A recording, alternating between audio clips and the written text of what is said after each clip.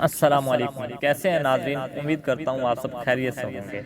جس گھر میں میاں بیوی کی ہر وقت لڑائی رہتی ہو، ایک دوسرے کو اچھا نہ سمجھتے ہوں، ہر وقت بے سکونی ہو، اس عمل کی برکت سے گھر میں سکون پیدا ہوگا، لڑائی جھگڑا ختم ہوگا اور میاں بیوی کے درمیان بے مثال محبت انشاءاللہ پیدا ہوگی۔ یہ عمل کسی میٹھی چیز پر کریں، جیسے مصری، مٹھائی، چینی، کھجور، انگور، شہد، گڑ وغیرہ پر دم کر کے جو بد مزاج ہوں ان کو کھلائی جائے۔